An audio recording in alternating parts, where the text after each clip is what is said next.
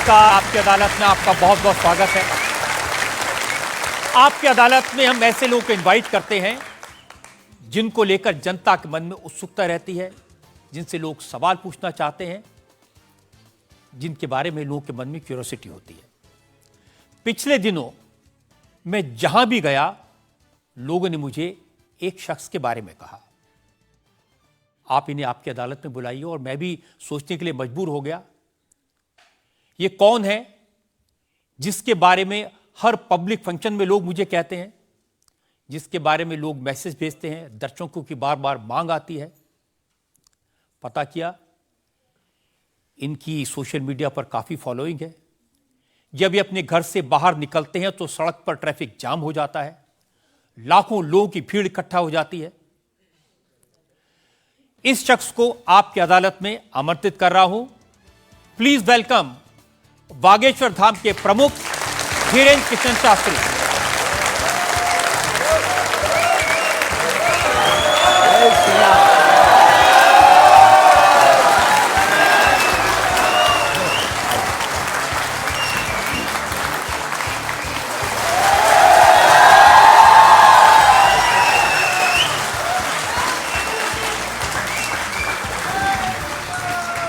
और धीरेन्द्र कृष्ण शास्त्री पर मुकदमे में आज हमारे जज हैं वरिष्ठ पत्रकार विनोद अग्निहोत्री।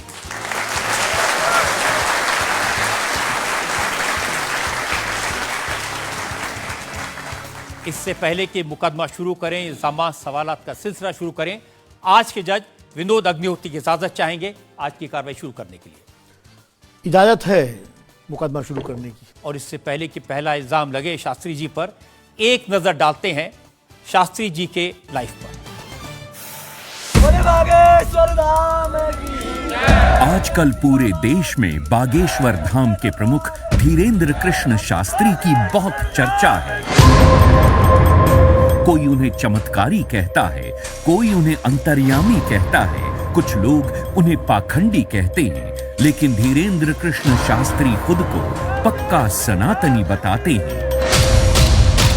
अब हिंदू एक हो जाओ, सनातनी एक हो जाओ, यही हम चिल्ला रहे हैं कब से। शक्ति का प्रभाव दिखाना यही हमारा उद्देश्य है। धीरेन्द्र कृष्ण शास्त्री का दावा है कि उनके ऊपर बजरंगबली की विशेष कृपा है। वो भक्तों का दुख दर्द सिर्फ अपने इष्ट तक पहुंचाते हैं। चूंकि भक्तों पर कृपा बरस रही है, इसलिए धीरेन्द्र कृष्ण शास्त्री का प्रताप भी बढ़ रहा है। उनके भक्तों की संख्या अब लाखों में है। धीरेन्द्र कृष्ण शास्त्री सिर्फ 26 साल के हैं। साल 2 साल में ही बागेश्वर धाम के पीठाधीश्वर के रूप में वे विख्यात हो गए। अब बड़े बड़े मंत्री और अफसर भी उनके दरबार में हाजिरी लगाते हैं। धीरेन्द्र कृष्ण शास्त्री सबसे पहले नजरों में आए जब संस्कार टीवी पर उनकी भागवत कथा दिखाई जाने लगी। फिर वो चमत्कार भी दिखाने लगे। 21वीं सदी के इस कथावाचक के वीडियो आजकल हर मोबाइल में है। बाबा इंस्टाग्राम से लेकर फेसबुक तक हर जगह छा चुके हैं। जैसे जैसे धीरेन्द्र कृष्ण शास्त्री की लोकप्रियता बढ़ी तो विवाद भी सामने आ गए। धीरेन्द्र कृष्ण शास्त्री का दावा है कि वो कोई पैसा नहीं लेते। जो उनके दरबार में आना चाहता है उसे सिर्फ हनुमान जी के यहाँ नारियल बांधकर अर्जी लगानी पड़ती है। धीरेन्द्र कृष्ण शास्त्री एक अच्छे वक्ता हैं। अब उनका संकल्प है कि वो सनातन धर्म को घर घर पहुंचाएंगे और भारत को हिंदू राष्ट्र घोषित करवाएंगे। आपकी अदालत में धीरेन्द्र कृष्ण शास्त्री अपना मुकदमा खुद लड़ेंगे। तो आइए शुरू करते हैं आज का मुकदमा। आपकी अदालत में पहला इल्जाम धीरेन्द्र कृष्ण शास्त्री पर।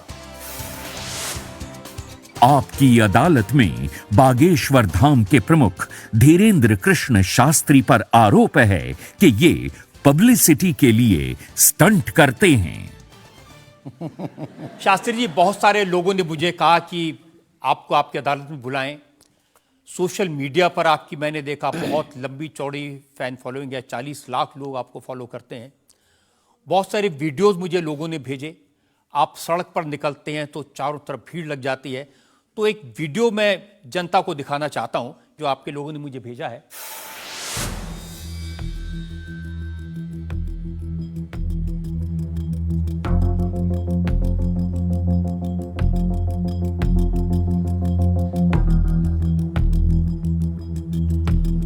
तो ये वाकई में शास्त्री जी असली वीडियो है या पब्लिसिटी स्टंट है, बनाया हुआ है?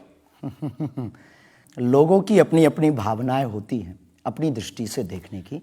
ये वास्तविकता एक जगह की नहीं है। जहाँ जहाँ बागेश्वर बालाजी का दरबार लगता, जहाँ जहाँ बागेश्वर बालाजी की कृपा से दास कथा करने जाता, ये तो कम है, कैमरे में कम आया है, और ज्यादा है।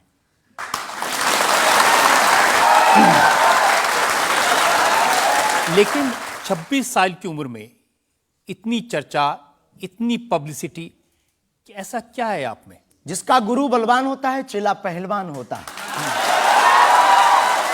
जो लोग कहते थे ईश्वर नहीं होते या भगवान नहीं होते, हमारी दृष्टि में इस छोटे से गांव से, गढ़ा गांव, मध्य प्रदेश के बुंदेलखंड में एक छोटा गांव गढ़ा है। गढ़ा में रहने वाला एक छोटे परिवार का बालक धीरेन्द्र कृष्ण अगर यहां तक पहुंच सकता है बालाजी की कृपा से, तो भारत का प्रत्येक व्यक्ति भगवत कृपा से कहीं भी पहुंच सकता है। आपने ये नहीं बताया कि यहां तक कैसे पहुंच गए हैं। ये जो लोग हैं, जो फॉलो करते हैं, जो आपके बारे में इतनी बातें करते हैं, ये क्यों करते हैं? क्या है आप में? बागेश्वर बालाजी की कृपा, वो सब पर है। लेकिन आप अगर कहेंगे, क्योंकि आपसे जीतना तो बड़ा मुश्किल है, और हम पहले आपको साफ कर दें कि चूंकि आपका नाम तो रजत शर्मा जी है, लेकिन हम आपको दयालु नाम से, क्योंकि हमारी भारतीय परंपरा में बड़ों का नाम नहीं लेते, तो हम आपको दयालु कहकर संबोधित करेंगे, अगर बुरा ना लगे तो। नहीं, आप कुछ भी करिए। वैसे हम आपके यहाँ आज मेहमान हैं, तो ये हमारा अधिकार भी है।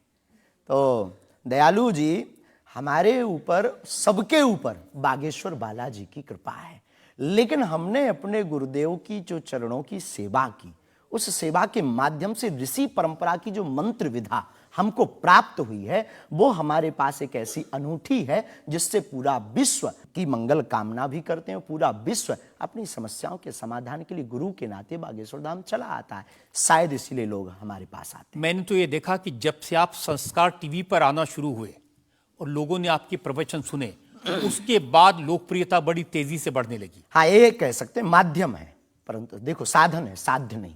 दरबार 3 पीढ़ी से लग रहा, हमारे दादा गुरु जी भी लगाते थे, हम भी 11 साल से लगा रहे हैं। नजर आपकी आज पड़ी है अब इसमें, और हमें ये लगता है कि इसमें ये हमारी गलती नहीं है, देखने वाले की गलती है। बड़ी देर से देखा है हमें, हम तो पहले से ही गुरु कृपा से चमकदार थे। मुझे तो लग रहा है बहुत जल्दी देख लिया आपको, भी तो आपकी उम्र ही कुछ नहीं है। हम उस परंपरा से हैं, जब 5 वर्ष की अवस्था में ध्रुव जी लीला कर सकते हैं, प्रहलाद जी लीला कर सकते हैं, तो हम 26 साल में क्यों नहीं लीला कर सकते?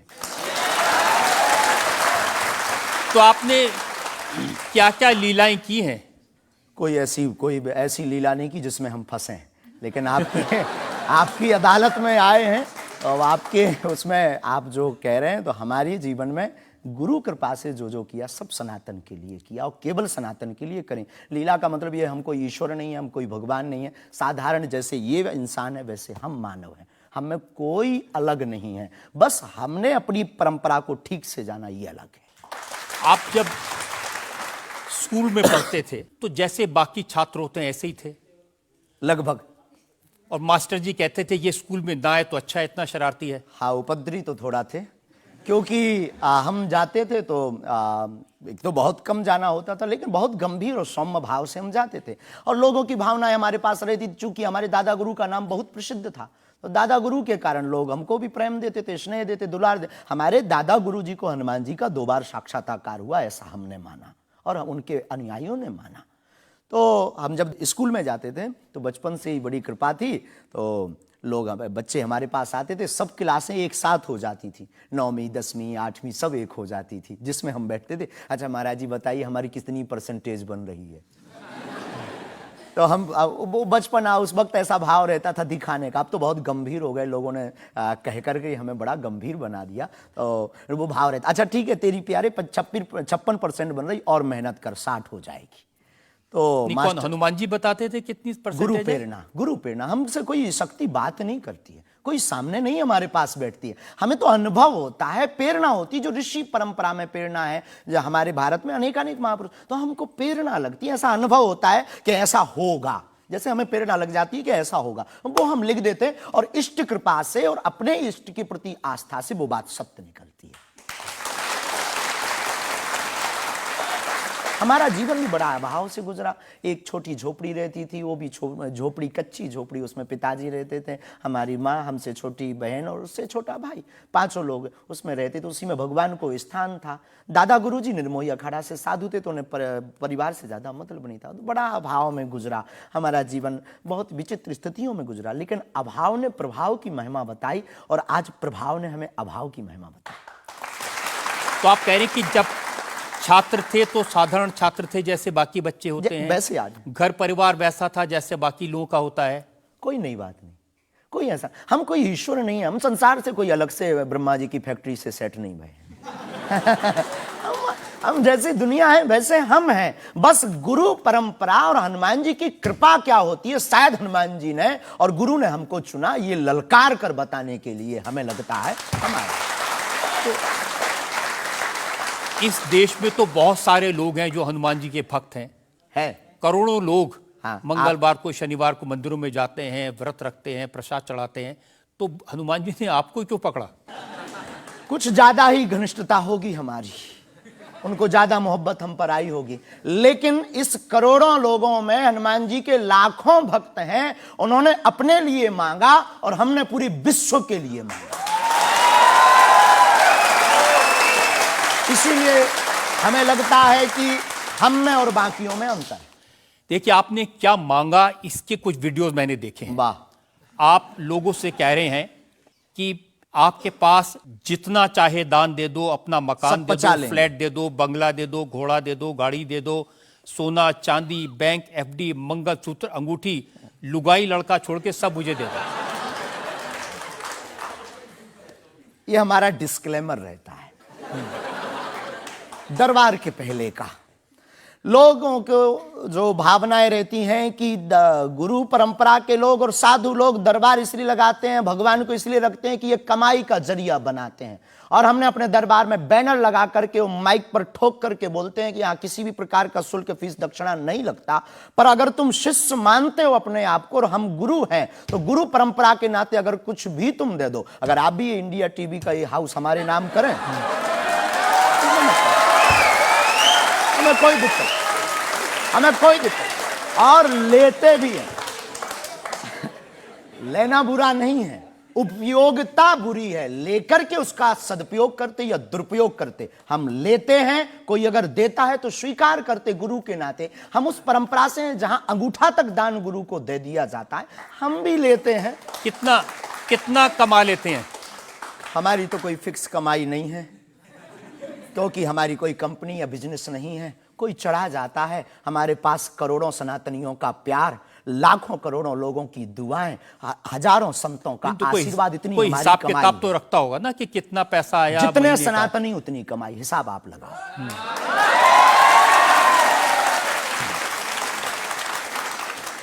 ज्यादा बातें इसलिए होती हैं कि आप जो स्टंट करते हैं पब्लिसिटी के लिए, आप ऐसी ऐसी बातें कह देते हैं। आप कहते हैं कि बिना वीजा के हनुमान जी रावण की लंका में घुस गए थे। ये जो मॉडर्न युवान भाई बहन है, इनको लंका प्रवेश के बारे में बताएंगे तो इनको ये लगता है कि ये घिसी पिटी बातें इनके दादा परदादा बताते रहे, ये बेचारे ऊब गए। इनको कुछ ऐसा चाहिए कि उस अध्यात्म से ये कनेक्ट हो पाए। जैसे रावण ने मुझसे फोन पे बात की। हाँ, बिल्कुल, हम वही बोलने ही वाले थे। लगता है आज हमारी शक्ति आपके पास पहुंच गई। तो हमें आपको समझाना है, रावण से फोन का बात का मतलब सबके अंदर रावण बैठा है। कोई ऐसा दुनिया में नहीं जो गलत कृत्य देख रहा, गलत कर रहा और सच जानते हुए चुप है, वो रावण की दृष्टि का आदमी। तो हनुमान जी लंका गए, इसको इन युवानों को कैसे जोड़े? इन्हें तो वीजा, पासपोर्ट, फॉरेनर ये शब्द पता है, तो इनसे कनेक्ट करने के लिए हमारा अध्यात्म इतना विशाल और इतना अथाह है कि उसमें कुछ भी आप डाल दो वो आप सोच रहे हैं कि आपको अध्यात्म पता है, इनको नहीं पता।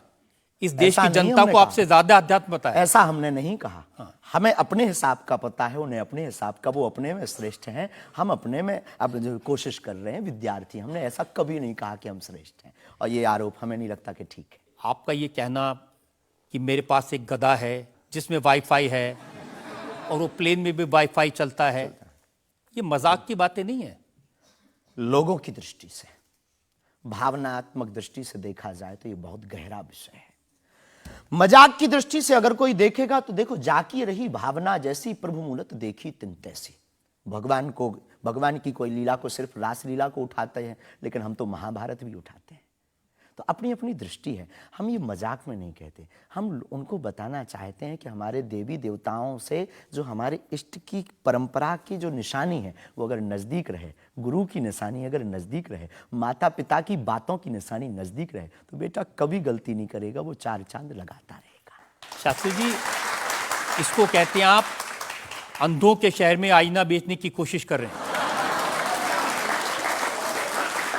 ऐसा हमारा भाव नहीं है, अपितु हमारा भाव ये है कि उस केवल वाईफाई को हम बताते नहीं, उसकी महिमा भी बताते हैं, और दरबार में आने वाले लोगों को उसकी महिमा का अनुभव भी कराते हैं। तो फिर वो जो बात मजाक की है ना, वो फिर अध्यात्म, आस्था, ईश्वर से जुड़ करके नास्तिक भी आस्तिक बन जाता है। देखिए, आपको भोले भाले लोगों को बताना चाहिए कि भाई ये मैं मजाक में कह रहा हूं, विनोद हम कहते है, भी हैं।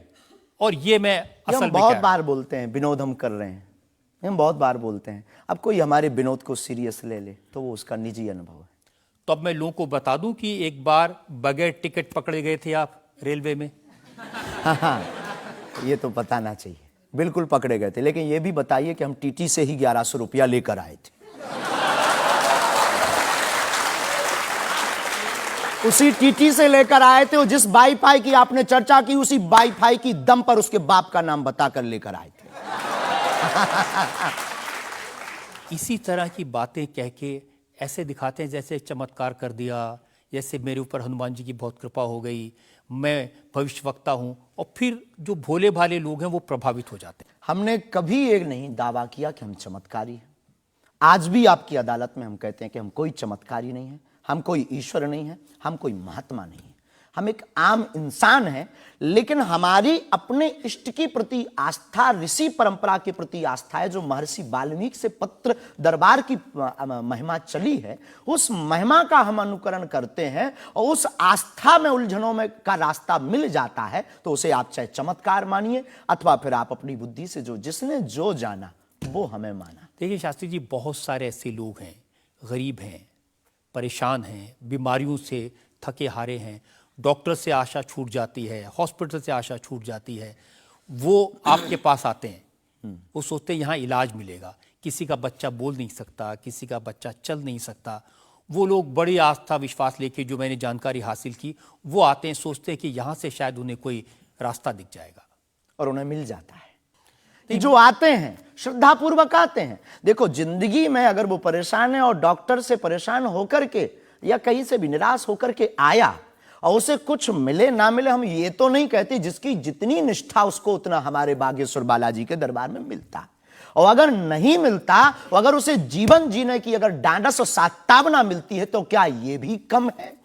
बिना पैसों में, बिना दक्षिणा दिए, बिना कुछ लगे अगर हनुमान जी से जुड़ रहा, अगर वो प्रभु से जुड़ रहा, अगर उसे जीवन जीने में 4 दिन की जिंदगी है, डॉक्टर ने कह दिया तो मर जाओगे, लेकिन बागेश्वर धाम के नाम से उसके चेहरे पे मुस्कुराहट है कि मेरा हारे का सहारा है, तो अगर ये मुस्कुराहट उसके चेहरे पर आती, इससे किसी को गुस्ताखी क्यों? देखिए, अगर बागेश्वर धाम आने से लोगों का इलाज हो जाता है तो फिर आपको कैंसर हॉस्पिटल बनाने की क्या जरूरत है? यही तो हम बताना चाहते हैं कि दुआ और दवा दोनों आवश्यक है। हमने ये नहीं कहा कि हम डॉक्टरों के खिलाफ हैं। अब मैंने पूछ लिया तो आपने दवा ऐड कर दिया उसमें। नहीं, हमने औषधालय बागेश्वर धाम पर खुलवाया है, और मंदिर के समीप खुलवाया है। वहां पर ग्राम पंचायत का भवन है, वहां पर आयुर्वेदिक औषधालय है। दुआ और दवा मतलब नीचे दवा है, और वहां ठीक नहीं हुए तो दुआ के लिए चढ़ जाओ मंदिर पर।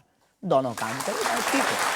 और ये कोई नई बात नहीं है, हमने ऐड नहीं की, डॉक्टर खुद ऐड करता है, ऑपरेशन करता है, जब ठीक नहीं होता तो वो भी कहता है तुम भी प्रार्थना करो। लेकिन ये सही है कि जिस इलाके में आप हैं उस इलाके में बहुत सारे ऐसे लोग हैं जो इसी तरह पर्ची निकालते हैं, जो इसी तरह दुआ की बात करते हैं। पूरे भारत में ऋषि परंपरा के अनेक लोग हैं, बहुत लोग तो नहीं कह सकते, पर अनेक लोग पूरे भारत में हैं। और केवल हमारे इलाके में नहीं, पूरे भारत में।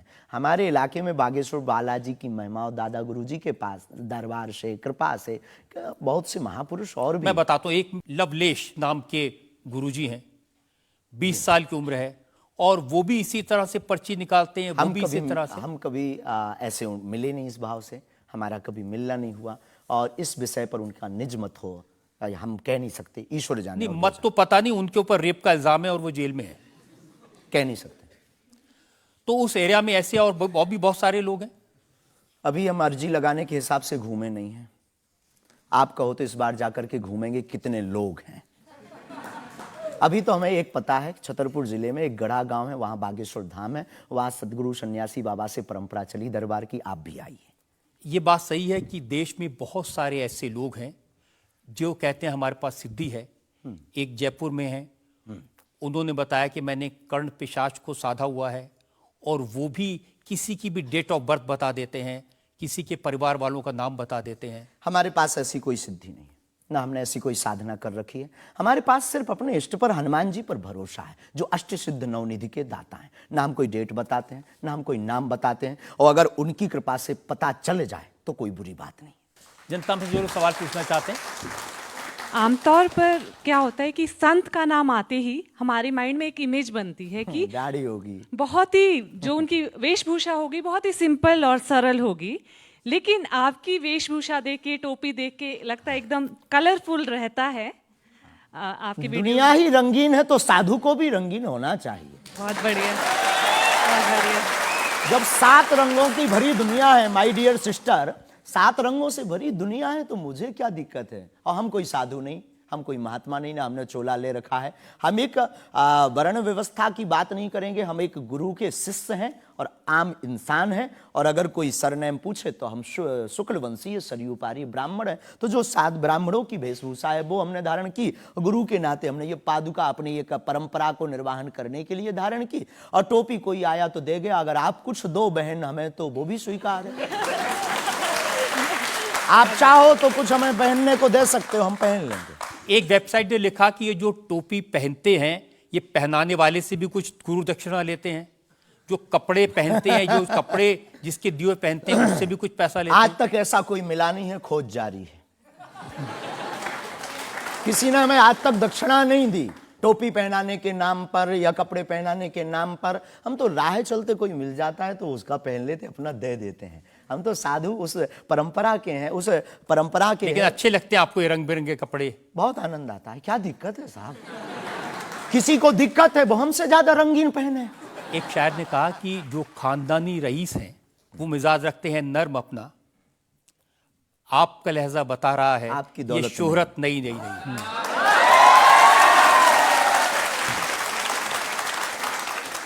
लोगों को लगता है, हमें लगता है कि हमारे जीवन में न हमें धन प्रिय है, न मान प्रिय है, न सम्मान प्रिय है, हमें हनुमान प्रिय है। और हमने जब से जन्म लिया तब से हम धनवान हैं, क्योंकि हमारे हनुमान हैं।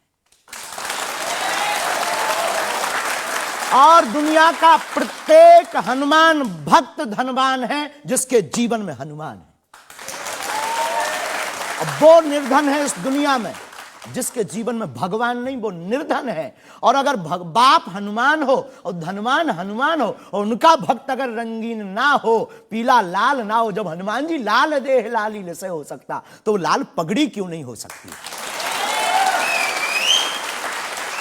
ये मुझे पता चल गया है कि आप इसी तरह की डायलॉग बाजी करके ही इतने पॉपुलर हुए हैं।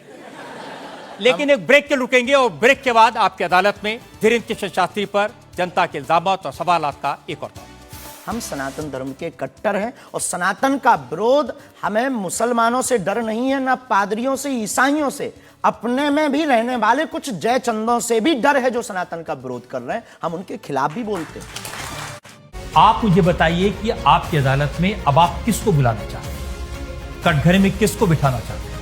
मुझे व्हाट्सएप करिए 93505 जितनी जल्दी आपके सजेशन आएंगे, सुझाव आएंगे, उतनी जल्दी हम मिलेंगे आपकी अदालत में।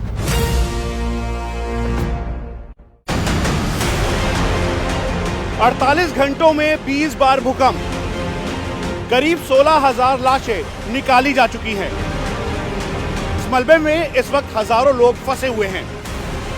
रेस्क्यू ऑपरेशन और लोगों के मौत को हराने वाले इमोशंस। एक तस्वीर इंडिया टीवी पर। आपकी अदालत फिर नंबर 1 जब देश के कानून मंत्री किरण रिजिजू पहुंचे कटघरे में।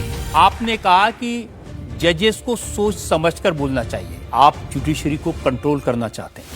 सबसे ज्यादा लोगों ने देखा आपकी अदालत, देश की पहली पसंद, आपकी अदालत। कैमरा ऑन कर। हमारी इंडिया टीवी की गाड़ी थी जिस पर हमला हुआ है।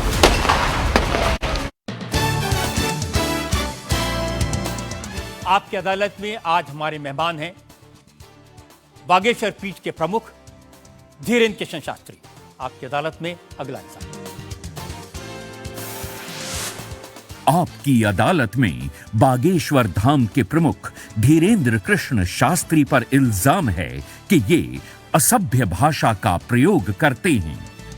शास्त्री जी, कुछ लोग आपको पीठाधीश्वर मानते हैं, कुछ लोग गुरु मानते हैं, लोग महाराज कहते हैं, बड़ा आदर करते हैं, कोई संत कहता है, लेकिन आप जिस भाषा का प्रयोग करते हैं वो इस गरिमा के अनुकूल नहीं लगती कई बार। जैसे आपने एक पत्रकार को कहा कि तुझे नंगा कर दूंगा। ये साधु की भाषा तो नहीं हो सकती, ये संत की भाषा तो नहीं हो सकती। ब्राह्मण समाज पर कमेंट करने वाले एक व्यक्ति को आपने कहा मूर्ख, ठठेरी के बरे, नकट्टा। तो ये ठठेरी क्या ये होता कोई हम जातिवादी नहीं है, पहली बात तो हम ये क्लियर है? नहीं, ये ठठेरी क्या होता है? ये हमारे बुंदेलखंड का एक भावनात्मक शब्द है, ठठरी।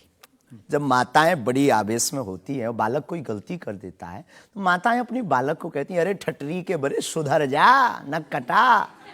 तो हम बहुत गांव के भोले भाले अनपढ़ गवार आदमी हैं, अंगूठा छाप है, ठीक से पढ़ाई की नहीं, तो गवार आदमी है। तो जो माँ की हमारी जो परंपराएं है, जो पारिवारिक बोलचाल है, उस पारिवारिक बोलचाल में अगर कोई साधु के ऊपर टिप्पणी उठाएगा, रामचरितमानस पर टिप्पणी उठाएगा या भगवान पर टिप्पणी उठाएगा, तो स्वभावश सनातनी हिंदू होने के नाते वो लहजा निकल जाता है और सठे साठ्यम समाचरित। ये भी कौन सी गलत बात है? अगर कोई भगवान को गाली बके और हम उसको श्रीमान जी कहें, स्वामी जी कहें, भगवान कहें, तो हमें तो नहीं लगता कि वो बिनय ना मानत जलद जड़ गए 3 दिन बीत और बोले राम सकोप तब भय बिन हो ये न प्रीत। देखिए, आप अपने आप को बड़े पढ़ा लिखा गवार कह करके तो नहीं छुप सकते उसके पीछे। आपने उनसे कहा कि तू मुझे मिल जा, मैं तुझे मसल दूंगा। बहुत अच्छा, हाँ, ये हमने कहा क्योंकि उन्होंने कथावाचकों को पाखंडी कहा था, जिस विषय पर आपने ये टिप्पणी किया है। उन्होंने कथावाचक, हमने कहा कथावाचक हो सकते पाखंडी, पर पर्टिकुलर नाम लीजिए, सब नहीं हो सकते। इस भारत में जगतगुरु स्वामी रामभद्राचार्य भी है, मुरारी बापू भी कथाव्यास है, पूज्यपाद श्री मलुक पीठाधीश्वर भी कथाव्यास है, उनमें एक दास भी है। ये महापुरुषों पे आज तक कोई इल्जाम नहीं है, और इन महापुरुषों पर इल्जाम नहीं है तो सब कथा। भाई, एक पत्रकार गलत हो सकता, सब नहीं हो सकते। हम अगर सबको कहें कि सब पत्रकार ऐसे होते हैं तो ये हमारी धूर्तता होगी। तो उसने सब कथावाचकों को ऐसा कहा था, तब हमने उसको कहा था कि भाई अगर तुम ऐसा कहो तो महापुरुषों के बारे में तो किसी को नहीं कहना चाहिए, तो बात ठीक है, तय है। रामचरितमानस के बारे में नहीं कहना चाहिए तो तय है। तो उसके लिए अगर ऐसा मसला कह दिया समझाने के लिए, वो है तो हमारा आदमी चेला। लेकिन आपने संत तुकाराम के बारे में क्या कहा? संत तुकार को आपने कहा संत तुकाराम की लुगाई रोज उन्हें मारती थी, रोज पीटती थी डंडे से। तो किसी ने उनसे पूछा, तुम रोज लुगाई से पिटते हो, शर्म नहीं आती? इसमें बोलचाल की भाषा में थोड़ा सा वो हुआ। हमने एक कथा पढ़ी थी, एक पुस्तक में, उसमें लिखा था कि उनकी पत्नी झगड़ालू, बड़ी ईर्ष्यालु थी, बड़ी विचित्र थी, और वो संत तुकाराम जी को एक बार गन्ने के लिए भेजती, गन्ना वो एक लेकर शाम को आते तो वो उनके शरीर पर प्रहार कर देती, एक गन्ने के 2 टुकड़े हो जाते। पर तुकाराम बहुत अद्भुत महापुरुष थे, उन्होंने कहा, देख तू कितनी ज्ञानवान है, पहले गन्ना एक था, हम लोग 2 थे, तूने मेरे शरीर पर प्रहार करके गन्ने के 2 टुकड़े कर दिया, अब एक तू चूस एक मैं लूं। तो लेकिन हमारा आपने जो बोलचाल उसमें बिगड़ा आपने जिस अंदाज में कहा था वो सम्मानजनक नहीं था, समाज के लिए असभ्य था, इसमें कोई संदेह नहीं है। लेकिन हम अपनी भाषा से समझने का कोशिश करते हैं, जो कई बार हमारी भाषा लोगों के अनुरूप फिट नहीं है। कभी आपको नहीं लगता कि संत तुकाराम जैसे महान संत के बारे में ये कह दिया, उसके लिए हमने तो गलती माननी चाहिए? बिल्कुल, अगर ये किसी की भावनाओं को ठेस पहुंचा तो संतों के प्रति हमारे हृदय में अथाह प्रेम है, अथाह प्रेम। और हम स्वप्न में भी, हम तो खुद साधु परंपरा से जीवित हुए हैं, नालायक से बोलने लायक संतों के कारण हुए, और हम अगर संतों का अनादर करेंगे तो अपनी जिंदगी में हम रहेंगे कहां? तो हम तो विनम्रता पूर्वक अगर किसी को ठेस पहुंचा तो हमें नहीं लगता कि हमारे द्वारा उनको ऐसा कहा, लेकिन अगर किसी को ठेस पहुंचा और शब्द ऐसा मुंह से फिसल गया तो हम क्षमा प्रार्थी, कोई संदेह। अब मैं एक और उदाहरण आपको बताता हूँ।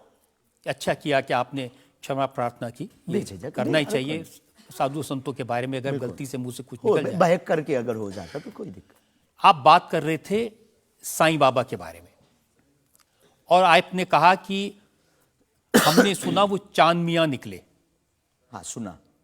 आपने कहा कि कई बार लगता है कि 33 कोटि क्या कम पड़ गए, और समझदार के लिए इशारा काफी है जी। जिन साईं बाबा को करोड़ों लोग मानते हैं, करोड़ों लोग की श्रद्धा उनमें है, उन्हें भगवान मानते हैं, उनकी पूजा करते हैं, उनके मंदिरों में लाखों लोग जाते हैं, उनके बारे में इस तरह की भाषा? बात ये थी, प्रश्न ये था, क्या साईं बाबा हिंदू हैं या मुसलमान? हमने कहा हम तो उस वक्त थे नहीं भाई साहब, अगर होते तो देखते टोपी पहनते थे कि माला।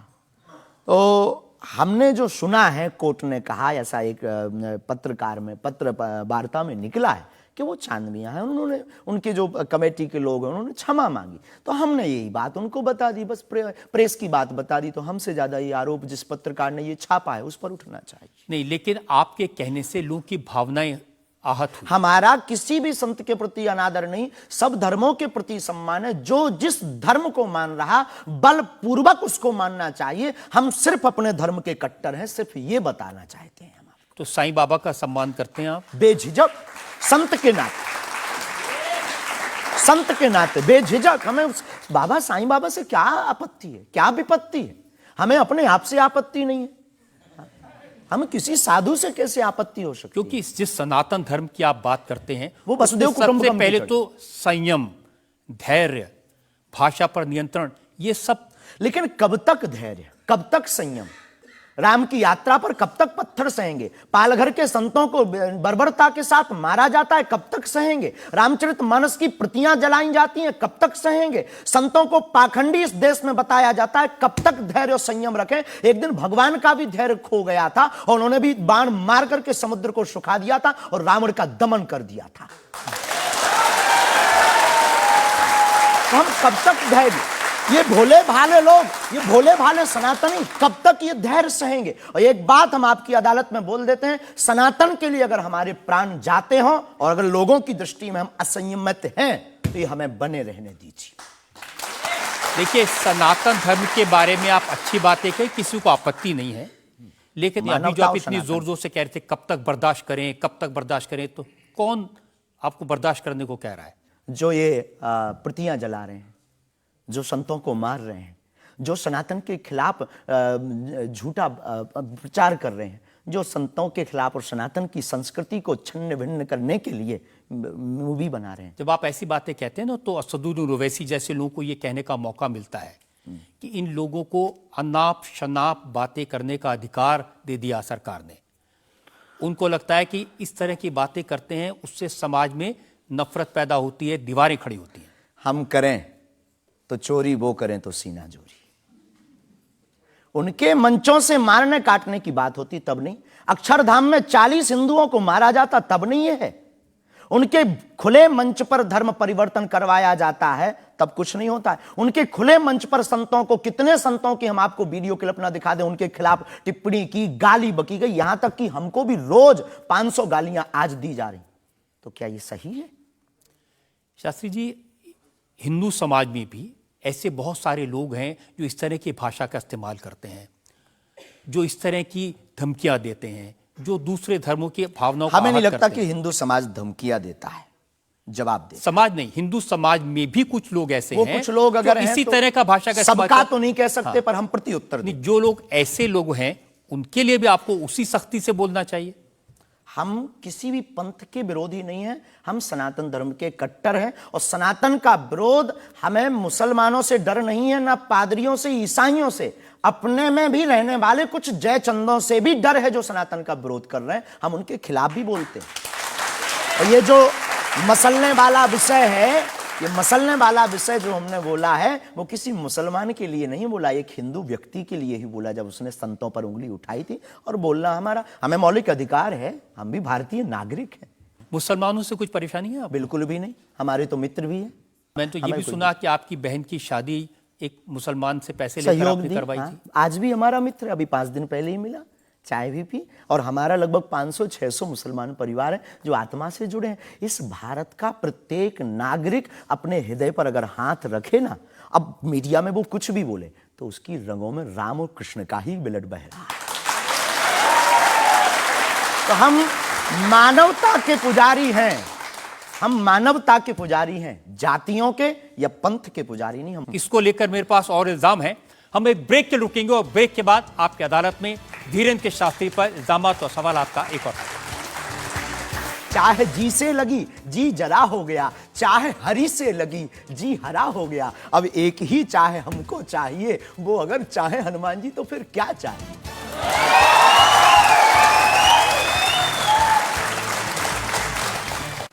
आप मुझे बताइए कि आपकी अदालत में अब आप किसको बुलाना चाहते हैं, कटघरे में किसको बिठाना चाहते हैं?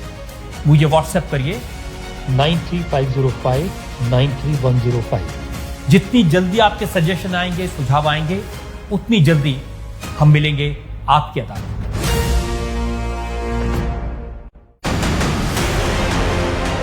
अड़तालीस घंटों में 20 बार भूकंप, करीब 16,000 लाशें निकाली जा चुकी हैं। इस मलबे में इस वक्त हजारों लोग फंसे हुए हैं। Rescue operation. आपकी अदालत फिर नंबर 1 जब देश के कानून मंत्री किरण रिजिजू पहुंचे कटघरे में। आपने कहा कि जजेस को सोच समझकर बोलना चाहिए, आप जुडिशरी को कंट्रोल करना चाहते हैं। सबसे ज्यादा लोगों ने देखा आपकी अदालत, देश की पहली पसंद आपकी अदालत। Welcome back. आपकी अदालत में आज मुकदमा चला रहे हैं धीरेन्द्र कृष्ण शास्त्री पर।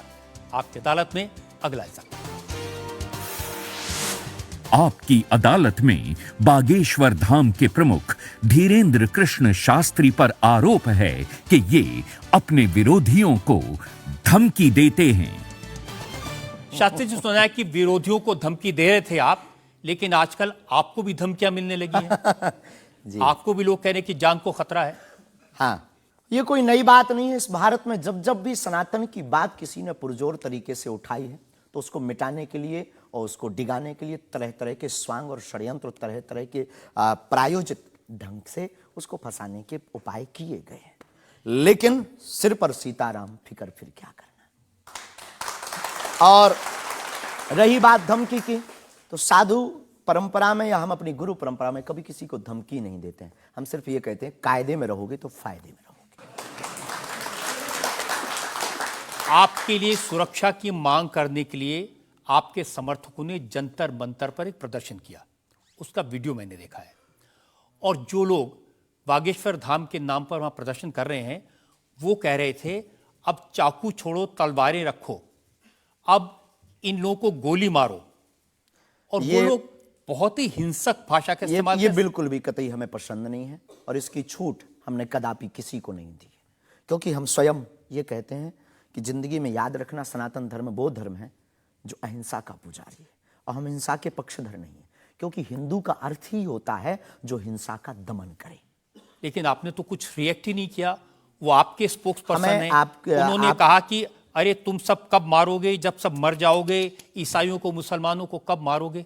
नहीं, ये बात बिल्कुल गलत है, क्योंकि सबको जीने का अधिकार है और हमें ऐसी कोई जानकारी नहीं लगी और हमारी तरफ से कोई लोग नहीं गए। लेकिन मैंने पूरे आपको भारत में जानकारी दे दी, आप चाहें तो मैं आपको वीडियो भेज दूंगा, वो देख लीजिए। बिल्कुल, हम एक बार बोलेंगे उनको, बेझिझक बोलेंगे। हम कभी इसके पक्षधर नहीं है। हम भारत में बहुत प्रेम और बहुत ही अहिंसा पूर्वक जीवन के पक्षधर हैं, इसलिए हमने हिंदू राष्ट्र की मांग की है। इतने अहिंसा के पक्षधर हैं आप, आपने खुद एक बार कहा कि अब सब हिंदू अपने हाथ में हथियार माला और भाला रखो। ये तो हमारी देवी देवताओं के भी हाथ में है। प्रत्येक भगवान के हाथ में, किसी के हाथ में मुगदर है, त्रिशूल है, उनसे भी लोगों को आपत्ति होगी, जिन्हें दिक्कत है। हम सुरक्षा करना, भारतीय संविधान में भी हथियार देने का लाइसेंस दिया जाता है, उसको बंद करवाया जाए। जो हथियार देने का लाइसेंस है वो इसलिए आत्मरक्षा के लिए। आत्मरक्षा के लिए। तो हम भी आत्मरक्षा के लिए भाला रखवा रहे हैं। हमारी क्षमता नहीं ना बंदूक लेने की, साहब गरीब आदमी है।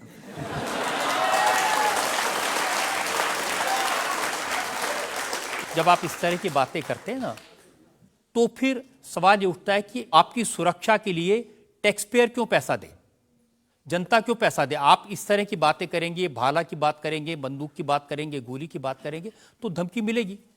हाँ मिलेगी, लेकिन हमने कभी बंदूक की बात नहीं की, हमने भाला और माला की बात की। और रही बात सुरक्षा की, तो प्रत्येक नागरिक की सुरक्षा करने की जिम्मेदारी भारत सरकार की है और हमें अपने इष्ट और भारत की सरकार पर भरोसा है, वर्तमान सरकार पर भरोसा है। साधु संत के तुम रखवारे, असुर निकंदन राम दुलारे, एक तो हमारा पहला भरोसा ही है।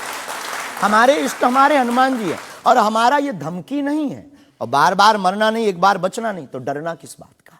तो जब तक जिएंगे, प्राण अगर जाते हो चले जाएं, पर सनातन की चर्चा, घर घर राम पहुंचाने की चर्चा नहीं हम छोड़ेंगे। वो 50 उपाय कोई करें।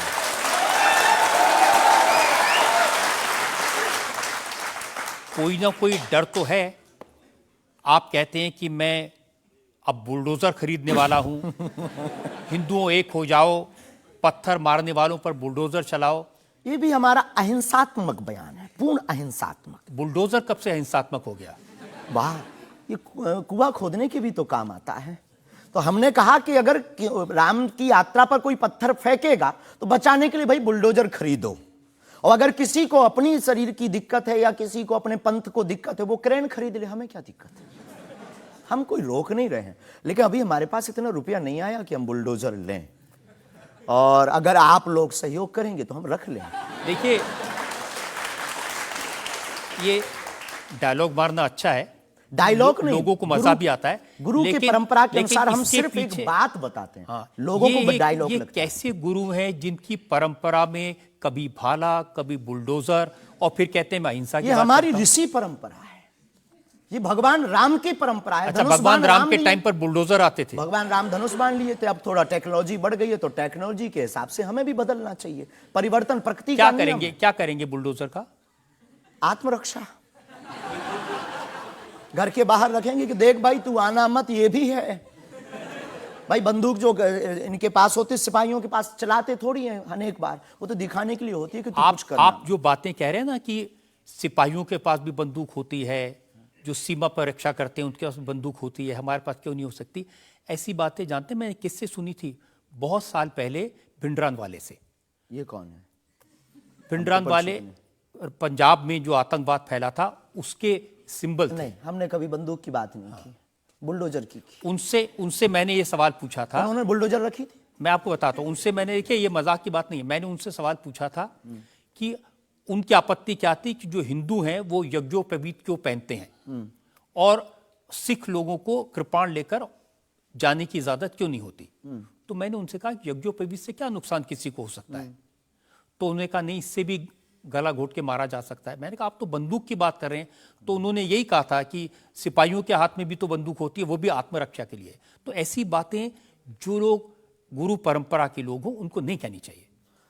आपकी दृष्टि से कह सकते हैं, लेकिन हमें लगता है कि आत्मरक्षा के लिए सब कुछ जरूरी है, वर्तमान समय में आवश्यक है। और बुलडोजर की बात अगर कहें तो बुलडोजर का पूर्ण अहिंसात्मक बयान है, और किसी व्यक्ति से अगर आप जोड़ रहे हैं तो वो उसका निज मत है। हमारा मत बंदूक की तरफ। सनातन धर्म का मत क्या है? सनातन धर्म का मत है सनातन सत्य, अहिंसा, दया, क्षमा, दान, जप, तप। मारकाट की बात तो नहीं करता वीरता सनातन भी धर्म। है, ये वीरता का प्रतीक है। बुलडोजर। बुलडोजर। चाय भी मंगवा दो साहब। अच्छा, हम चाय पियेंगे, हमें चाय की पीना बड़ी चाहते आदत हैं। है। हाँ, तो पानी और चाय दोनों भेजा जाए। जी जी। वैसे तो संतों को चाय पसंद नहीं आती है ना? लेकिन आपके बारे में जितना मैं रिसर्च की हूँ, मुझे पता चला है आपको चाय बहुत पसंद है। क्या ये सही है? जी बहन, बहुत सही बात है। जो कौन सी रिसर्च- चाय, कौन सी चाय अदरक पसंद वाली करते चाय। हैं? अदरक वाली चाय, और हमारे दादा गुरुजी को बहुत प्रिय है। इस चाय से हमारी याद जुड़ी हुई है दादा गुरु से। हम 2 भाई है वैसे तो, पर ताऊ चाचा के मिलाकर के 10 भाई हैं। और हम जब दादा गुरुजी के पास जाते थे तो सब ऐसे ही बैठते थे। तो दादा गुरुजी बहुत सिद्ध महापुरुष, बहुत कम बोलते थे, महापुरुष थे। तो वो चाय पीते थे तो अपनी जूठी चाय, खूब ये जो नरेली है, इसकी आधी चाय हमको देते थे। तो हमारे जीवन में हमें ये लगा कि ये नालायक से बोलने लायक गुरु के इस प्रसाद के कारण बना है।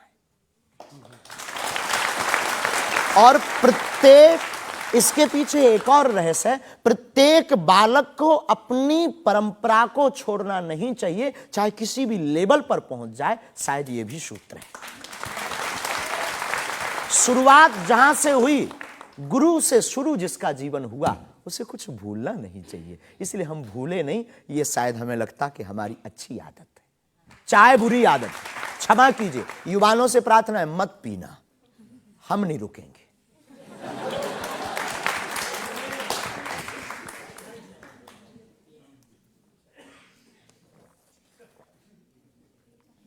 और हमारे दादा गुरु ने तो श्लोक भी बनाया है, कहो तो सुनाऊं। चाय पर श्लोक। चाय पर श्लोक आपने नहीं सुना होगा, एक बार केटली गर्भ संभूतम शक्कर पत्ती मिश्रितम कप मध्य विराजते देवी ओम चाय चंडिकाय नमो नमः। और केवल इतना ही नहीं, चाय और चाह दोनों जिंदगी में बहन जरूरी है। चाय हमारे लिए जरूरी है क्योंकि हमें लगता कि चाय से गुरु की याद आती है, और जिससे ईश्वर की याद आए वो बुरी चीज भी अच्छी है। और चाह, परमात्मा को पाने की चाह भी जिंदगी में बहुत जरूरी है। जिसके अंदर ईश्वर को पाने की चाह होती, वो आदमी भी नंबर 1 का होता। चाह पैसों से आनों में आती रही, चाह आनों से रुपया बनाती रही, चाह रुपयों से नोट बुनाती रही, चाह नोटों से कोठी चुनाती रही, चाह कोठी में मोटर मंगाती रही, चाह मोटर से होटल में जाती रही, चाहे होटल में बोतल खुलाती रही, चाहे क्या क्या ना करती कराती रही। चाहे मोटर से होटल में जाती रही, चाहे होटल में बोतल खुलाती रही, चाहे क्या क्या ना करती कराती रही, चाहे पाली जिन्होंने वो पीले हुए, चाहे छोड़ी जिन्होंने वो रसीले हुए, चाहे जी से लगी जी जरा हो गया, चाहे हरी से लगी जी हरा हो गया। अब एक ही चाहे हमको चाहिए, वो अगर चाहे हनुमान जी तो फिर क्या चाहिए।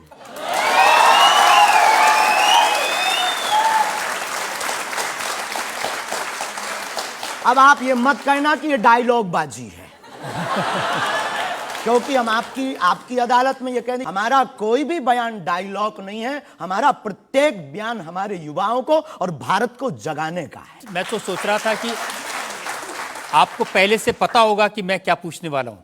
शायद ये जो चाय आप पीते हैं, इससे एनर्जी आती है, ऊर्जा आती है, शक्ति मिलती है? लगभग गुरु की याद आती है। और देखो चाय पीना, देखो सच बात यह है कि चाय पीना ठीक नहीं है, चाय हानिकारक है, भूख मारती है। लेकिन हम 24 घंटे में 18 घंटे सेवा करते हैं, लगभग 17 घंटे गद्दी पे बैठते बोलते हैं। भूख लगेगी तो नींद आएगी, नींद को मारने का एक बहुत अच्छा उपाय है चाय पी लेंगे। भूख कम तो हम ज़्यादा समाज सेवा कर पाते हैं, हमें ऐसा लगता है, पर डॉक्टरी भाषा में ये ठीक नहीं है। तो ये सिर्फ समाज सेवा के काम आती है, या फिर जैसे शाहरुख खान की फिल्म पठान को आपने क्रिटिसाइज किया, वो भी चाय का असर था? चाय कोई नशा नहीं है, लेकिन अगर आप उसकी बात करें तो हमने सिर्फ सनातन की बात की कि हमारे सनातन पर भगवा रंग ही बेशरम क्यों बार बार। एक फिल्म 1987 के लगभग आई थी, संतोषी माता की फिल्म। संतोषी माता की फिल्म आने के बाद लोगों की भावना इतनी दृढ़ होगी कि शुक्रवार को टमाटर और नींबू बिकना कम हो गए। और अगर आप सनातन के खिलाफ, आपको याद होगा, और अगर सनातन के खिलाफ कोई मूवी बनाओ तो मंदिरों में, भगवान के चरणों में और माता पिता और गुरु के प्रति आस्था लोगों की कम हो जाएगी। इसलिए बार बार हमारी संस्कृति, हमारे सनातन और हमारे भगवान राम को टारगेट ना किया जाए। देखिए, बिना देखे आपने फैसला कर लिया कि वो भगवान राम को टारगेट किया गया है, सनातन को टारगेट किया गया है। भगवा रंग तो देखने की जरूरत ही नहीं है, खून ही भगवा है। रंग से किसी धर्म को जोड़ना ये तो ठीक नहीं। ये देश तिरंगे का देश है और तिरंगे में तीनों रंग हैं। बिल्कुल है, और सब रंगों का सम्मान करना भी चाहिए। तो है। तो हमने कभी, अच्छा तो भगवा रंग, हरा रंग भी तो बेशर्म हो सकता है। हाँ, क्यों नहीं हो सकता? हो सकता है ना। बस यही हमारी मांग है। देखिए, ये इस तरह की जो मांगे करते हैं ना, उसी पर मुझे आपत्ति है। आप कहते हैं ये भारत राष्ट्र हिंदू राष्ट्र बने, बेझिझक बने, हिंदू राष्ट्र बनेगा। ये जातिवाद, हम जातिवाद के खिलाफ हैं। कब तक गालियां जातिवाद के नाम पर, कब तक राजनीतिक रोटियां सेकी जाएंगी? ये बंद करो अब। कब तक जातिवाद के नाम पर वोट लेंगे? आप ये बंद करो। भारत को हिंदू राष्ट्र बनाओ, सामाजिक समरसता होगी, सब में समानता होगी, सौहार्दता होगी, न पत्थर गलेंगे, न रामचरितमानस जलेगी, न राम के ऊपर कोई टिप्पणी होगी। हिंदू राष्ट्र होगा तो राम राज्य आ जाएगा। भारत विश्व गुरु है। शास्त्री जी, ये जो देश है ना, ये भारत के संविधान से चलता है। वो संविधान जो बाबा साहब अंबेडकर ने बनाया था। क्षमा कीजिए, हम उसके आदर करते हैं, हमारे पूर्वजों ने स्वीकार किया। कहां आदर कर रहे हैं? वो संविधान कहता है ये धर्मनिरपेक्ष राज्य है, इसमें रिलीजन के नाम से इसको देश नहीं बनाया जा सकता। संविधान का प्रथम पृष्ठ ही भगवान राम के चित्र से प्रारंभ होता है। हाँ, बिल्कुल। संविधान का प्रथम पृष्ठ, जिस देश का संविधान भगवान राम से प्रारंभ हो, तो क्या वो हिंदू राष्ट्र, राम राज्य नहीं हो सकता है? वही संविधान जो भगवान राम के पृष्ठ से शुरू होता है, वही संविधान कहता है कि भारत एक धर्मनिरपेक्ष हमने राज्य ऐसा है। सुना है, पढ़ा नहीं है, पूछना नहीं, पंथ निरपेक्ष कहा है। धर्म तो सिर्फ सनातन नहीं, धर्मनिरपेक्ष। हाँ, तो धर्म सिर्फ सनातन है, बाकी सब पंथ। देखिए, और जो देश धर्मनिरपेक्ष नहीं होते, जैसे हमारे पड़ोस में पाकिस्तान धर्म के आधार पर बना, उसका क्या हाल है ये आप देख रहे हैं। देख रहे हैं। लोगों के पास खाने को रोटी नहीं है, आतंकवाद चरम सीमा पर है। जब इस्लाम के नाम पर देश बनेगा, धर्म के नाम पर बनेगा, तो ये होगा। बिल्कुल बात सही है आपकी, लेकिन हम आपको बता दें, बाकी सब पंथ हैं, धर्म सिर्फ सनातन है। सुप्रीम कोर्ट के सामने ये मामला आया था और सुप्रीम कोर्ट ने क्या कहा था, एग्जैक्ट वर्ड्स मैं आपको बताता हूं। सुप्रीम कोर्ट ने कहा कि भारत जैसे धर्मनिरपेक्ष देश में धर्म के आधार पर घृणा फैलाने की, लोगों को बांटने की गुंजाइश नहीं है। जी, सुप्रीम कोर्ट तो का ये नहीं करना चाहिए। हमारी तरफ से आदर है, लेकिन भारत हिंदू राष्ट्र था, है, बस घोषणा की जरूरत है। देखिए, आप रंग के नाम पर फिल्मों का विरोध करते हैं। आपने कहा कि ये फिल्म नहीं चलने देंगे। हम सिर्फ सनातन के विरोधियों का विरोध करते हैं। कोई रंग से, कोई व्यक्ति से, किसी संप्रदाय से हमारा कोई विरोध नहीं। सनातन के विरोधी से हमारा विरोध है, वो किसी भी बिरादरी या समुदाय या समाज का, चाहे भले ही क्यों। आपको यह भी समझना होगा, जिस फिल्म का आप इतना विरोध कर रहे थे, जिसको आप कह रहे थे कि लोग देखने ना जाएं, उसको करोड़ों ने देखा और वो लोग सुपरहिट फिल्म हुई। होनी भी चाहिए।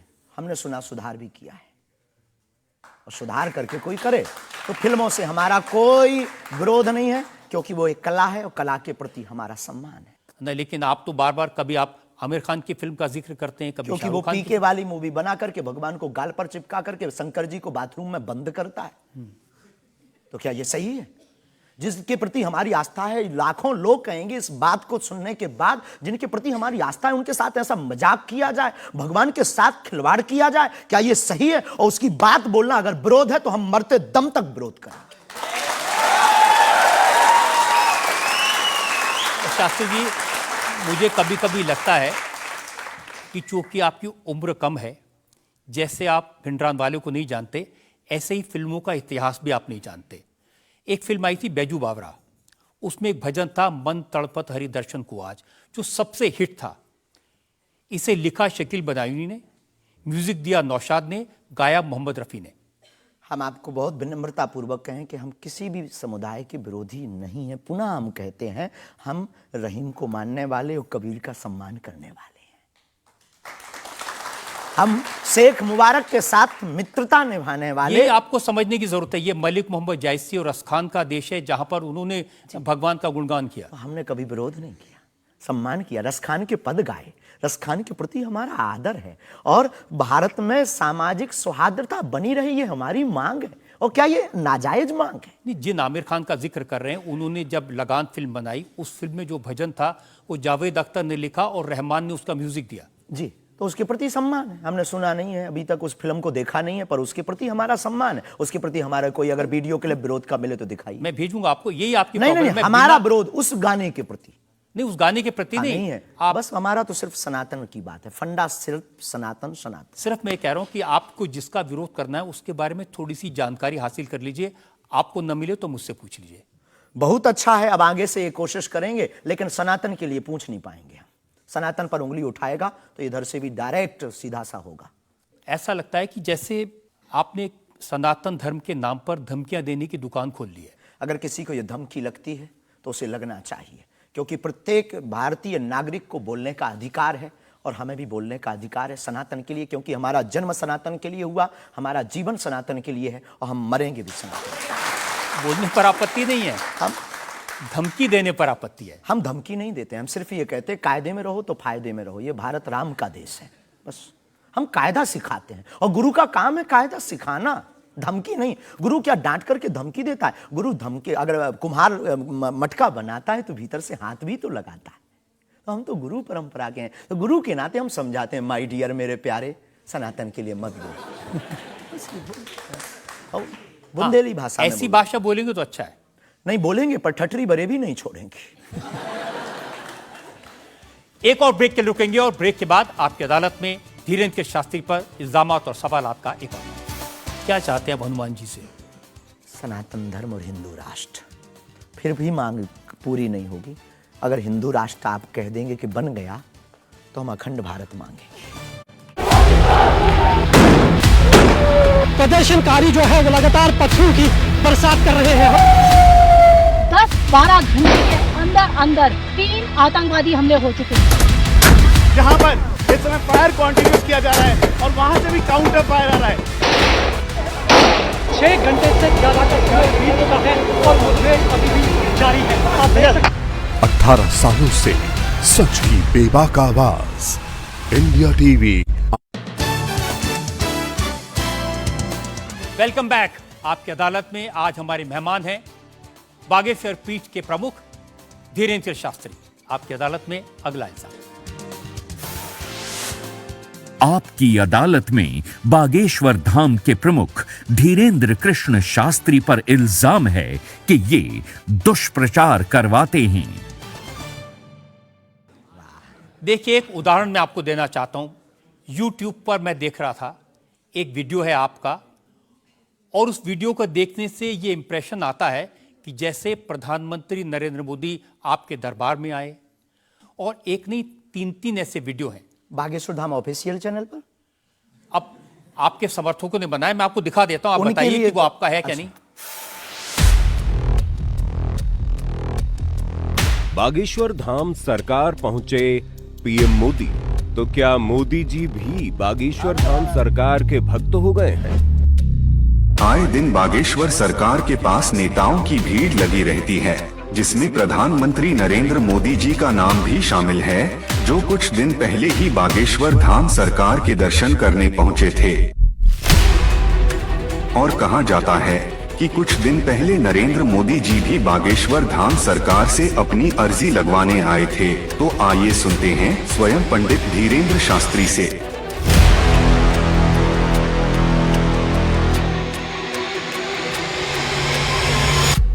मोदी जी को ये प्रोजेक्ट करते हुए जैसे बागेश्वर धाम आए, मेरी जानकारी है कि 3 वीडियोस हैं, उनमें से एक बागेश्वर धाम का है। बागेश्वर धाम के ऑफिशियल चैनल से कभी हो ही नहीं सकता है, न ऐसी भूल हो सकती है, क्योंकि हमने कभी ऐसी इजाज़त नहीं दी। ये बहुत बड़ी गलतियां हैं। टीआरपी के चक्कर में रोज तो लोग हमारी शादी करवा देते हैं यूट्यूब पर।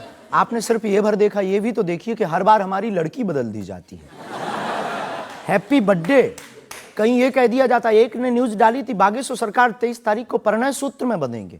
संतों के फोन आने लगे। तो ये सिर्फ मीडिया पर, चूंकि बागेश्वर धाम बहुत सर्च हो रहा, और हनुमान जी भला सर्च हो क्यों ना, हनुमान जी तो लोगों की श्वास में, ये पवन पुत्र हैं। तो लोग बागेश्वर धाम बालाजी के नाम से सर्च करते हैं, तो लोगों को जो कुछ यूट्यूब वाले हैं, सब नहीं, कुछ यूट्यूब वाले हैं जो अपनी व्यूअरशिप बढ़ाने के चक्कर में इस प्रकार का कुकृत्य करते हैं, जो दुष्प्रचार है। और बागेश्वर धाम ने इस पर अनेक बार कार्रवाई भी की, उनके खिलाफ नोटिस भी भेजा, और अनेक बार डिस्क्लेमर भी बागेश्वर दरबार में हमने दिया है कि किसी भी प्रकार की भ्रामक जानकारी से बचें। धाम का इस प्रकार से कोई भी लेना देना नहीं है, ये खुद की निजता के साथ वो बेफुजूली के कार्य कर रहे हैं, और बागेश्वर धाम इसके लिए कानूनी कार्रवाई भी करवाएगा। शास्त्री जी, प्रधानमंत्री को लेकर इस तरह की वीडियो बागेश्वर धाम के नाम से जाएं, तो आपको नहीं लगता कि ये भोले भाले लोगों के लिए मिसलीडिंग है? लोग ऐसी बातों पर भरोसा कर लेंगे। धाम से तो हुआ नहीं, कोई कर रहा हो तो खबर नहीं है,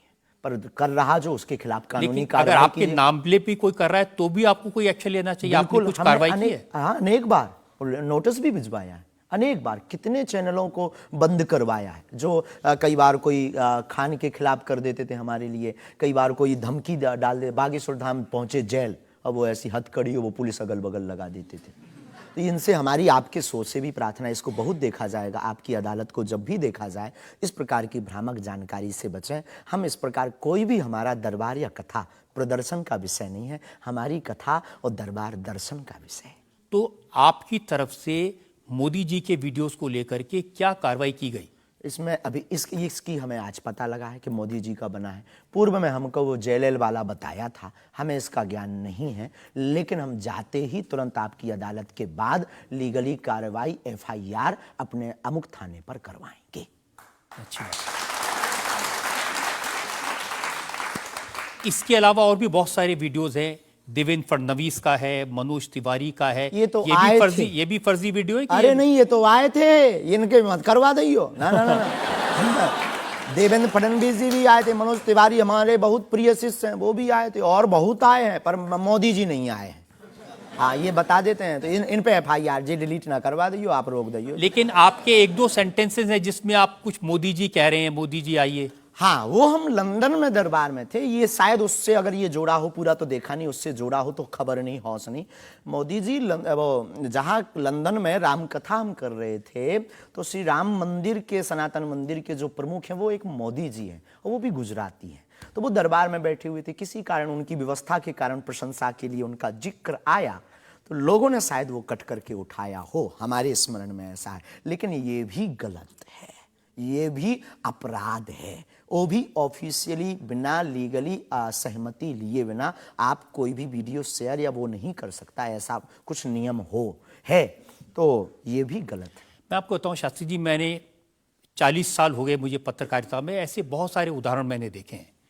चंद्रा स्वामी को उदाहरण देखा था, वो नरसिम्हा राव के साथ उनकी तस्वीरें, राजीव गांधी के साथ उनकी तस्वीरें, जॉन मैकेंद्रो के साथ तस्वीरें, लिज टेलर के साथ, ये अंतर्राष्ट्रीय ख्याति प्राप्त लोग हैं, और वो ये तस्वीरें दिखाकर अपनी दुकान चलाते थे, और वाकई में जो दुनिया के बड़े बड़े लीडर्स थे उनसे उनकी पहचान थी।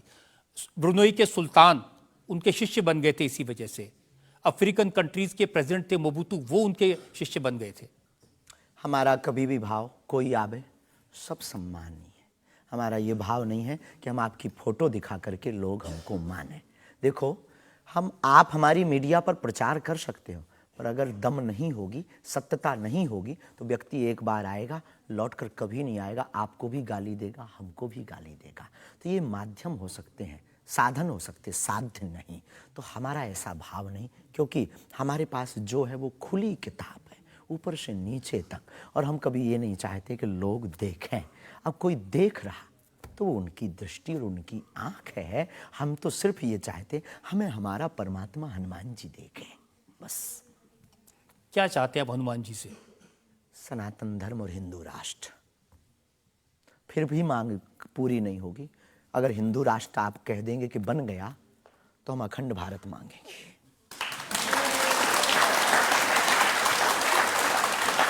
अगर वाकई में आपको भरोसा है कि बजरंगबली ऐसी इच्छाओं को पूरा कर सकते हैं, करते हैं, हमारी तो कर स्केल रहे हैं। थोड़ा बढ़ाइए ना, उनसे कहिए कि पुतिन को समझाएं कि यूक्रेन से अपनी सेना वापस ले ले। ये तो अंतर्राष्ट्रीय, क्योंकि उससे जो यूक्रेन क्रिश्चियन मुल्क है उनको पता चलेगा कि सनातन धर्म की शक्ति कितनी है। हम अपनी तरफ से प्रतिदिन विश्व में कल्याण हो, विश्व में शांति हो, ये अर्जी लगाते हैं। और हनुमान जी ने रावण को भी समझाया था, मान जा भगवान है, वापस कर दो जानकी माता को। लेकिन जिसकी आ गई हो तो हनुमान जी की बातें उसे नहीं भाती हैं। गुरु के नाते हमने भी प्रार्थना की। अब किसी की आ गई, हम जो बताने, हमारे पास लोग आते, महाराज जी हम मर ना जाएं। अब उसको क्या कहें कि जो बता रहा उसे भी मरना है। हद हो गई, तो पागलों जैसी बात करते मेरे पागल। लेकिन हम श्रीमान जी बड़ी विनम्रता पूर्वक कहें कि अगर आपको लगता है तो आपको अर्जी लगाने एक बार बागेश्वर धाम। नहीं, ये अर्जियां लगाने का काम तो आपका है, मेरा नहीं है।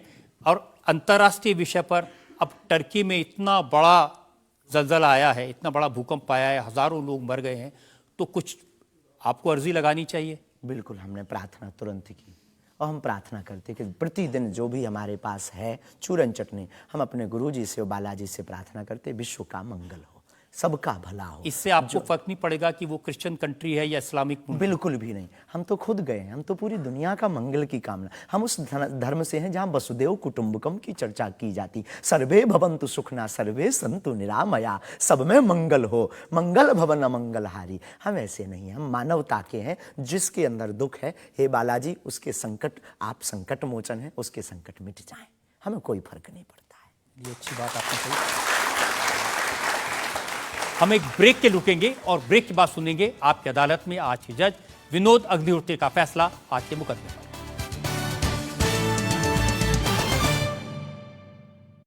आपकी अदालत फिर नंबर 1। जब देश के कानून मंत्री किरण रिजिजू पहुंचे कटघरे में।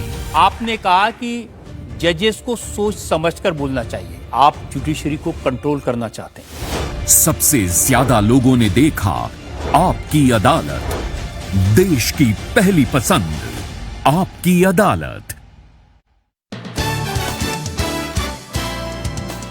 Welcome back. आज हमने मुकदमा चलाया बागेश्वर धाम के प्रमुख धीरेन्द्र कृष्ण शास्त्री पर। हमने उनसे पूछा उनके चमत्कारों के बारे में, उनके प्रवचनों के बारे में, उनके धमकी भरे बयानों के बारे में, उनके स्टंट्स के बारे में और उनको लेकर सोशल मीडिया में चल रहे मिसलीडिंग वीडियोस के बारे में। अब वक्त है आपकी अदालत में आज के जज विनोद अग्निहोत्री के फैसले का। बागेश्वर धाम के प्रमुख आचार्य श्री धीरेन्द्र शास्त्री पर लगे सभी आरोपों और उनके जवाब सुनने के बाद अदालत इस निष्कर्ष पर पहुंची है कि ऋषि और संत परंपरा वाले इस देश में उन्हें भी अपने विचार लोगों तक पहुंचाने का अधिकार है। लेकिन जिस तरह धर्म के नाम पर पाखंड और धोखाधड़ी भी होती है, इसलिए श्री शास्त्री को बहुत सावधान रहने की आवश्यकता है। अदालत तमाम इल्जामों से श्री धीरेन्द्र शास्त्री को बाइज्जत बरी करते हुए निर्देश देती है कि बागेश्वर धाम बालाजी सरकार श्री हनुमान जी की कृपा से उन्हें यदि कोई सिद्धि और प्रसिद्धि मिली है तो उसका उपयोग लोक कल्याण और समाज की नैतिक आध्यात्मिक उन्नति के लिए करें और देश समाज में प्रेम, शांति, सद्भाव का वातावरण बनाने में सहायक हों। शास्त्री युवा हैं, इसलिए उनमें जोश स्वाभाविक है, परंतु जोश के साथ साथ होश भी अत्यंत आवश्यक है। अदालत अपेक्षा करती है कि उनकी वाणी में संयम, करुणा और क्षमा से अभिभूत रहेगी।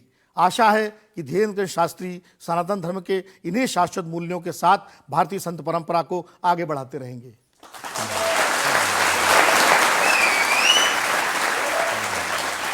इस विश्वास के साथ कि हमारे जज साहब ने जो हिदायत दी है धीरेन्द्र शास्त्री उसका पालन करेंगे, संभल कर रहेंगे और समाज में किसी भी तरह की भ्रांतियां न फैलें, इसका ध्यान रखेंगे।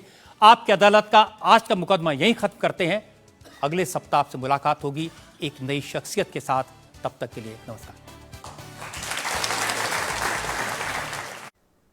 आपकी अदालत का सबसे एक्सक्लूसिव एपिसोड आप देख रहे थे। इस वक्त ये इंटरव्यू पूरे सोशल मीडिया पर छाया हुआ है। आपको बता दें, एपिसोड जब टीवी पर दिखाया जा रहा था, इंटरनेट पर केवल यही इंटरव्यू छाया हुआ था।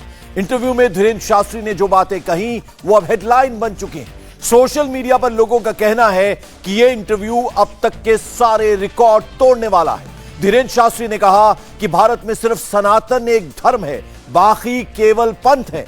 भारत हिंदू राष्ट्र था और है, बस घोषणा होनी बाकी है। धीरेन्द्र शास्त्री ने अपने इंटरव्यू में कहा कि मैं सिर्फ सनातन विरोधियों के खिलाफ हूं। धीरेन्द्र शास्त्री उर्फ बागेश्वर महाराज का यह एक्सक्लूसिव इंटरव्यू आपकी अदालत में फिर से आप देख सकते हैं सुबह 10 बजे।